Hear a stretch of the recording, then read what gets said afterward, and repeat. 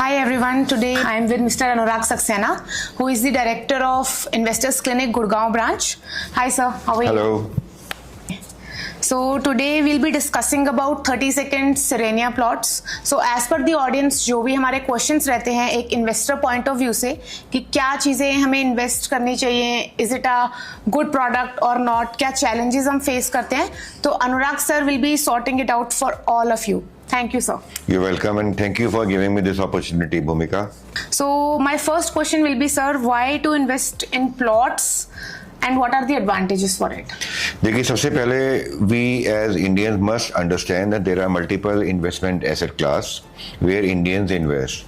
To start with, one can invest in gold, one can invest in commodity, one can invest in mutual fund, one can invest in bank FDs, and then obviously major chunk of investment comes to real estate. When it comes to real estate, there are multiple options to invest in real estate. You can invest in plot, apartment, floor, villa, but the safest and risk-free investment in comparing any asset class is always been plot. So plot has got multiple advantage because when you buy and invest in plot, it gives you multiple opportunity to create a parallel income, right? Starting from constructing of multiple floors on your plot, which can give you opportunity to take rental income. This rental income can create parallel wealth for your golden years. Tomorrow, if you have any opportunity in your family and you want some money, you can sell one floor. If another opportunity comes to your mind and in your family, you can sell another floor.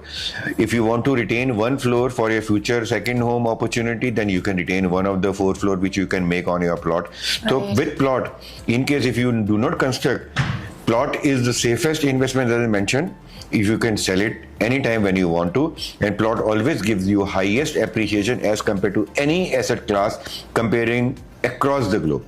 So thank you so much for the detailed answer, Anurag sir. I really appreciate it. I hope अभी investment point of view से the doubt कि plots में क्यों invest करना चाहिए is more clearer. So moving ahead with second question, sir. एक कहीं पे भी हम लोकेशन की बात करें जहाँ पे भी हम इन्वेस्ट करते हैं तो लोकेशन बहुत मैटर करती है कि एरिया क्या है. तो now my next question will be why to invest at national highway property as compare to a normal one. See, Bhumika to start with मैं दिल्ली एनसीआर से एग्जांपल दूंगा. आज दिल्ली की अगर हम बात करें जो सबसे महंगे रीसेल के प्लॉट जिस अपॉर्चुनिटी में अवेलेबल हैं वो हैं GK1, GK2, south X1, south X2, defence colony, new friends colony, Rajouri garden, Lutyens zone, right, मरानी बाग. इन सब में एक चीज कॉमन है, ये सारे के सारी जो लोकेशन है ये नेशनल हाईवे के या तो लेफ्ट में है या राइट में. और अगर हम दिल्ली के इंटीरियर पार्ट में जाते हैं तो वहां पे रीसेल का रेट इस लेवल पे अप्रिशिएट नहीं हुआ. Number 1 advantage to invest on national highways. Similarly एक और एग्जांपल दूंगा मैं आपको. गवर्नमेंट फ्यूचर में जो भी इंफ्रास्ट्रक्चर ग्रो करती है एक शहर के अंदर में, एक ऐसी सिटी का इंफ्रा ग्रो करती है, मेट्रो का लाना, वो सब नेशनल हाईवे के लेफ्ट या राइट पे आता है. स्कूल का आना, हॉस्पिटल्स का आना, मॉल्स का आना, कॉलेजेस का ओपन होना. अनदर एग्जांपल ऑफ हॉस्पिटल का मैं एग्जांपल दूंगा दिल्ली के अंदर में, तो you have AIIMS again on national highway.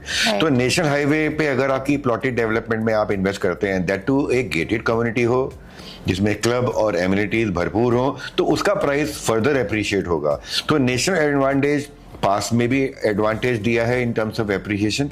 तो अगर आप एज इन्वेस्टर नेशनल हाईवे के लेफ्ट या राइट पे प्लॉट बाय करते हैं तो appreciation as compare to other plotted development of any other locality far better होगी. इसी क्वेश्चन के साथ मैं लिंक करके ये पूछना चाहूंगी सर आपसे कि ये पर्टिकुलर प्लॉट का जो लोकेशन है वो कहाँ पे सिचुएटेड है, and apart from that it's in Goa, but Goa के किस पार्ट में है और उस पर्टिकुलर एरिया की स्पेशलिटी क्या है? देखिए गोवा आज एक इमर्जिंग स्टेट है. अगर हम बात करें उसका ज्योग्राफी देखें तो बहुत कम एरिया है, बट उसके अंदर में ट्रैफिक मूवमेंट बहुत ज़्यादा है in terms of domestic as well as international population जो वहाँ पे ट्रैवल करती है. अपनी ट्रैवल नीड्स की बात करें, टूरिज्म की बात करें, तो Goa is known as international destination. Goa को हम बोलते हैं बीचेस का कैपिटल इंडिया का. आज अगर मैं 100 इंडियन से बात करूँ, उनसे पूछूं कि आपको हिल्स पे जाना है तो कहाँ जा सकते हैं आप, तो नॉर्थ इंडियन बोलेंगे मसूरी जाएंगे, शिमला जाएंगे, कश्मीर चले जाएंगे, नैनीताल चले जाएंगे. बट अगर आज मैं 100 नॉर्थ इंडियन से पूछूं कि अगर आपको बीचेस पे जाना है तो कौन सी डेस्टिनेशन आप पहली चॉइस होगी, तो हर इंसान का ये आंसर होगा गोवा. तो गोवा के अंदर में इकोनॉमी ड्राइव करने के लिए टूरिज्म प्लेज ओनली 30% रोल. उसके अलावा there are multiple other revenues जहाँ से गोवा की इकोनॉमी ग्रो होती है. इन टर्म्स ऑफ टूरिज्म के अलावा we have got pharmaceutical industry, we have got mining industry, we have got fishing industry, and अभी गोवा गवर्नमेंट ने ऑफ लेट एक बहुत बड़ा मेजर डिसीजन लिया because of the traffic movement, एक और एयरपोर्ट ओपन किया नॉर्थ गोवा में, जो कि महाराष्ट्र के बॉर्डर पे। अब एयरपोर्ट अपने आप में एक इकोसिस्टम डेवलप करता है।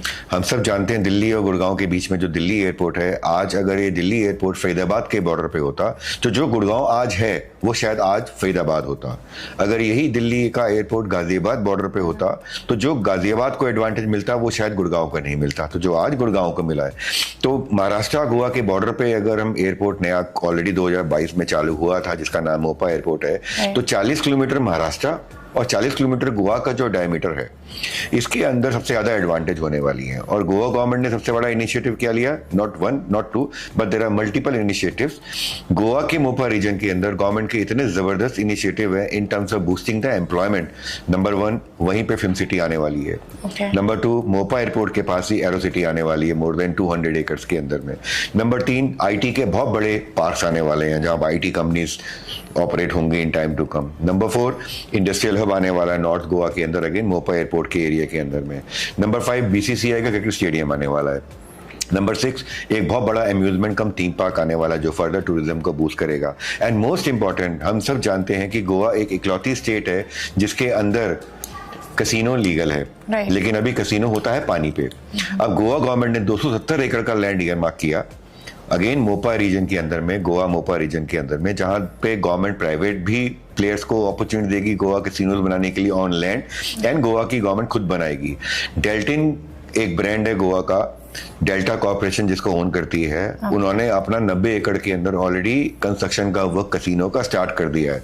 What they are coming soon is a 5-star hotel in that 90 एकड़, a mini theme park in that 90 एकड़, a convention centre in that 90 एकड़ and a big shopping mall. तो ये सब चीजें ओवरऑल अगर हम बात करें, IT hub, industrial hub, aero city, film city, BCCI cricket stadium, theme park and casino, Goa Mopa region में more than 30 lakh employment opportunities create करने वाले हैं आने वाले 5 से 7 साल में। जितनी अपॉर्चुनिटी आज गुड़गांव में है 30 लाख की, उतनी अपॉर्चुनिटी नॉर्थ गोवा में आने वाली है। और हम सब जानते हैं जब अपॉर्चुनिटी आती है लोग माइग्रेट करते हैं, और माइग्रेट करने में सबसे ज्यादा फायदा होता है जिन्होंने आज इन्वेस्ट करा रेजिडेंशियल प्लॉट में, डिमांड उनकी सबसे ज्यादा रहेगी। तो गोवा मोपा रीजन के अंदर या गोवा के ऊपर महाराष्ट्र मोपा रीजन में आप दोनों में से कहीं पे भी पैसा इन्वेस्ट करें, आपका पैसा ग्रो करेगा ही करेगा अगर आप प्लॉट में इन्वेस्ट करते हैं। तो चाहे आप गोवा में करें चाहे महाराष्ट्र में करें, तो एडवांटेज मिलना ही मिलना है। We'll talk about the FSI cost. So sir Maharashtra Mopa region में और स्पेसिफिकली फिर टॉक अबाउट गोवा, सो इसके बीच में डिफरेंस क्या रहेगा? देखिए बहुत अच्छा क्वेश्चन पूछा, आपके व्यूअर्स के लिए बताना चाहूंगा। हर स्टेट का एक FAR होता है, राइट। प्लॉट के ऊपर आप कमर्शियली कितना बना सकते हैं, रेजिडेंशियली कितनी कंस्ट्रक्शन कर सकते हैं, उसको हम बोलते हैं फ्लोर एरिया रेशियो। तो FAR की अगर हम बात करें तो गोवा के अंदर अगर आप प्लॉट बाय करते हैं वहां पे FAR कम है, यानी कि एक प्लॉट के ऊपर आप 0.6 से 0.8 का FAR अचीव कर सकते हैं गोवा के अंदर। इसका मतलब क्या हुआ, टिपिकली अगर आपने 100 गज का प्लॉट लिया और सपोज आपने उसके अंदर में एज पर FAR 0.7 की कंस्ट्रक्शन की, तो 100 गज के प्लॉट पे रफली 630 स्क्वायर फीट की कंस्ट्रक्शन अलाउड होती है, यानी कि 1.5 फ्लोर आप बना सकते हैं। वहीं अगर हम महाराष्ट्र की बात करें, जो मोपा रीजन में महाराष्ट्र की बेल्ट है जो एयरपोर्ट के पास है, वहां पे महाराष्ट्र गवर्नमेंट का FAR है 1 से लेके 1.5 का। और अगर 50 एकड़ से बड़ी गेटेड कम्युनिटी में आप प्लॉट बाय करते हैं तो वहां पे 0.2 का FAR एक्स्ट्रा परचेज भी कर सकते हैं। इसका मतलब क्या हुआ कि 100 गज का प्लॉट अगर आपने महाराष्ट्र में लिया मोपा रीजन के अंदर में, तो वहां पे 100 गज के प्लॉट पे आप लगभग 1150 से 1200 स्क्वायर फीट की कंस्ट्रक्शन कर सकते हैं। और कॉस्ट ऑफ एक्विजिशन अगर हम बात करें, महाराष्ट्र मोपा रीजन में आज गोवा से रिलेटिवली इकोनॉमिकल है, तो आपका rental income Maharashtra Mopa region में ज्यादा आएगी, बिकॉज वहां से भी लोग गोवा ट्रेवल करेंगे अपनी एम्प्लॉयमेंट के लिए। तो FSI कॉस्ट की बात करें, जहां 100 गज में आपको 60 लाख रुपए लगाने के बाद, 70 लाख लगाने के बाद 600 फुट आप कंस्ट्रक्ट कर सकते हैं गोवा में, वहीं 100 गज के प्लॉट में 25 लाख से 30 लाख रुपए लगा के आप 1100-1200 स्क्वायर फीट की कंस्ट्रक्शन कर सकते हैं, जिससे कि रेंट भी ज्यादा आएगा। तो इट इज ऑलवेज एडवांटेज अगर आप महाराष्ट्र में ऊपर रीजन में पैसा लगाएं। और अबाउट द इन्वेस्टमेंट पार्ट की, हम कहाँ पे इन्वेस्ट कर सकते हैं, एरिया कैसा होगा, एप्रिसिएशन कैसा होगा। नाउ सर एक बेसिक क्वेश्चन हमारे इन्वेस्टर्स को आता है कि किस डेवलपर के साथ इन्वेस्ट करें। So can you please brief us about the 30 second build a background. देखिए आज की तारीख में अगर हम बात करें, नॉर्थ इंडिया के बहुत सारे डेवलपर अपॉर्चुनिटी ग्रैब करने के लिए महाराष्ट्र मोपा रीजन पहुंच चुके हैं, बिकॉज सबको पता है कि गोवा के अंदर लैंड की स्केसिटी है, लैंड के टाइटल्स के अंदर बहुत चैलेंजेस हैं। वही महाराष्ट्र गवर्नमेंट का जो रेरा है सब इंडिया में सबसे स्ट्रांग है। तो बहुत सारे डेवलपर्स आज नॉर्थ गोवा में महाराष्ट्र मोपा रीजन में अपनी प्लॉटेड कॉलोनी लेके आ रहे हैं। To name few, Exxon developer, वहाँ पे बहुत अच्छा ग्रुप है। एक्सिस की लेक सिटी के नाम से एक अच्छा प्रोडक्ट है जो हम सेल कर रहे हैं। इसके अलावा आरपीएस का ग्रुप का वहाँ पे प्लॉटेड डेवलपमेंट है। इसके अलावा युगेन के वहाँ पे प्लॉटेड डेवलपमेंट है। गीतांजलि का एक प्रोडक्ट है न्यू वर्ल्ड, उसके हैं। एंड 32nd की बात करें, बट सरप्राइजिंगली इन सारे डेवलपर्स में जो एडवांटेज 32nd की लोकेशन को मिलता है वो है कि ये मेन नेशनल हाईवे 66 पे लोकेटेड है। नेशनल हाईवे 66 एक ऐसा हाईवे है जो महाराष्ट्र गवर्नमेंट का इनिशिएटिव है, जो मुंबई में पनवेल से शुरू होता है, महाराष्ट्र होता हुआ, गोवा होता हुआ, कर्नाटका होता हुआ हमें कनेक्ट करता है कन्याकुमारी से। इस हाईवे के ऑपरेशन होते ही गोवा का मुंबई के बीच का ट्रेवल टाइम 6 घंटे रिड्यूस हो चुका है। और अब हाईवे से अगर आप कंपेयर करें, आज अगर आप फॉर एग्जांपल नेशनल हाईवे जो हमारा दिल्ली का है, जो दिल्ली जयपुर अजमेर हाईवे है, डीएलएफ फेज 1 2 3 4 को कंपेयर करें, जो डिस्टेंस आपका डीएलएफ फेज 1 2 3 4 या गोल्फ कोर्स एक्सटेंशन रोड का एयरपोर्ट से है, उतना ही डिस्टेंस मोपा एयरपोर्ट का इस लोकेशन से 32nd की। Coming back to your question, 32nd builder background की बात करें तो very strong group based out of Gurgaon. 1990 से इनकी लेगेसी चली आ रही है रियल एस्टेट के अंदर। गुड़गांव के अंदर में 32nd माइलस्टोन से इस ग्रुप को जाना जाता है। ये एक ऐसा माइलस्टोन क्रिएट किया इन्होंने, आज ये उसी का रिप्लिका गोवा के अंदर लेके आ रहे हैं। इन्होंने यहाँ पे जो ट्रेंड सेट करा, दिल्ली एनसीआर का पहला discotheque by the name fireball इन्होंने बनाया। दिल्ली एनसीआर की पहली बॉलिंग एली इन्होंने यहाँ स्टैब्लिश की दिल्ली जयपुर हाईवे पे। दिल्ली एनसीआर का पहला एफएनबी हब भी इन्होंने यहाँ पे डिजाइन किया। तो यहाँ पे अब इन्होंने क्या करा, 2004 से इस ग्रुप ने गोवा और महाराष्ट्र मोपा रीजन में लैंड एक्वायर करनी शुरू की। आज की तारीख में इनकी गोवा के अंदर में बहुत अच्छे लैंड पार्सल्स हैं, right from starting from Baga beach से लेके हम बात करें Arambol beach they have a land bank, Vagator beach they have a land bank, Candolim Siolim they have a land bank. तो अब इन्होंने और एक और स्टेप लिया, इनको पता था कि गोवा के अंदर में गवर्नमेंट के इनिशिएटिव आने वाले हैं, तो इन्होंने महाराष्ट्र मोपा रीजन में भी करीबन 400 एकड़ के डिफरेंट लोकेशन में लैंड पार्सल एक्वायर किए। एज द कंसल्टेंट मैं रिकमेंड करूंगा कि इनकी लोकेशन में अगर इन्वेस्टर इन्वेस्ट करता है, बिकॉज नेशनल हाईवे पे है, तो फ्यूचर में गवर्नमेंट के इनिशिएटिव भी, हॉस्पिटल, स्कूल, कॉलेज भी नेशनल हाईवे पे आएंगे, तो यहाँ पे एप्रिसिएशन ज्यादा आएगा। And considering background of 32nd, ये लाइफस्टाइल देते हैं कस्टमर को। तो ये जो प्रोडक्ट के अंदर में जो स्पेशलिटी लेके आ रहे हैं, इसके बारे में और डिटेल में हम बात करेंगे।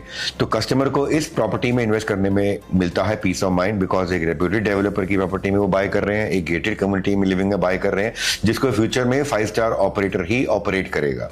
Moving ahead, the next question, Anurag sir, who will be the ideal buyer for Serenia plots according to you? Like ये एक इन्वेस्टर फ्रेंडली अप्रोच है या फिर एज एन एंड यूजर भी हम इन्वेस्ट कर सकते हैं? देखिए, एज इन्वेस्टर मैं कहूँगा इस लोकेशन में दोनों कस्टमर के फुटप्रिंट आ सकते हैं। अगर एक इन्वेस्टर है, आज उसने इन्वेस्ट करा, आज उसको हम जो रेट ऑफर कर रहे हैं उस रेट के अंदर अगर आज वो एंटर करता है, 4 से 5 साल में 4 से 5 गुना रेट एप्रिसिएशन होगा ही होगा। बिकॉज आने वाले 5 साल में अचानक इसके 25 किलोमीटर के डिस्टेंस के अंदर में 30 लाख के करीब एम्प्लॉयमेंट अपॉर्चुनिटी क्रिएट हो चुकी होंगी। तो रेजिडेंशियल की price by default organically grow करेगी ही करेगी। तो आज अगर एक इन्वेस्टर एक अच्छी प्लॉटेड डेवलपर ने पैसा लगाना चाहता है, एक रेप्यूटेड डेवलपर लगाना चाहता है, तो this is going to be the best recommendation from my experience. Coming back to, अगर कोई सेकंड होम के लिए प्रॉपर्टी देख रहा है और वो सोच रहा है कि मुझे पीसफुल एनवायरनमेंट चाहिए, जहाँ पे नेचर के नज़दीक चाहिए, बीचेस के नज़दीक चाहिए, तो सेकंड होम के रूप में भी देखा जा सकता है। तीसरा एडवांटेज इसमें मिलता है, रेंटल इनकम क्रिएट की जा सकती है। आप को यहाँ पे 2.5 फ्लोर बनाने का अपॉर्चुनिटी मिलती है। आप आने वाले टाइम में 2 अलग अलग फैमिलीज को भी रेंट आउट कर सकते हैं।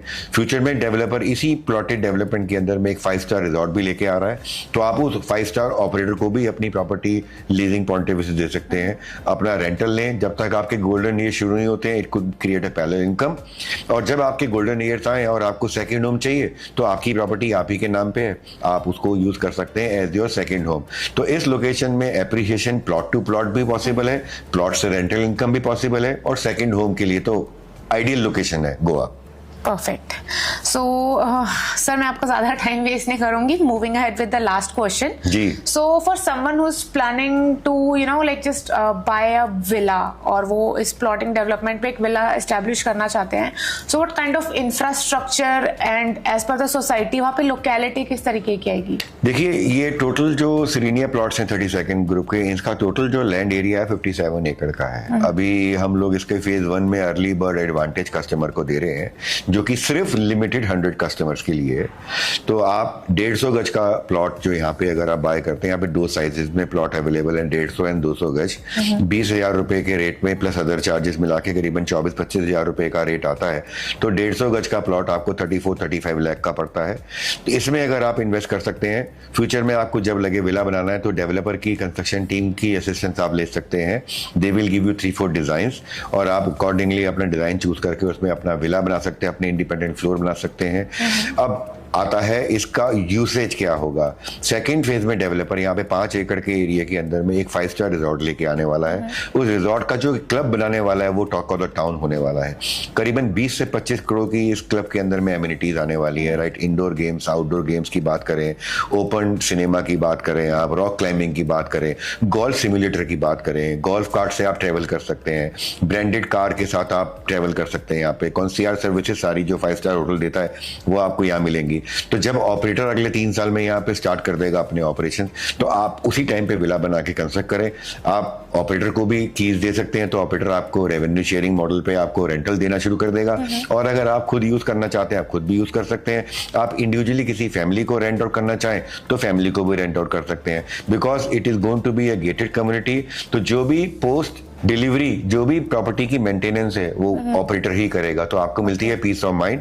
तो it is going to be the bestest investment in your investment portfolio. So thank you so much, sir, for giving your time and patience.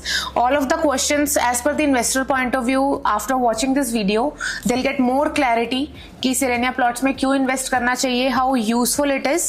Definitely, after this video and after talking to you, sir, I'm going to purchase one plot for myself as well. Thank you so much, sir. You're welcome. Thank you so much for giving me this opportunity, Bhumika. It was indeed pleasure. Thank you.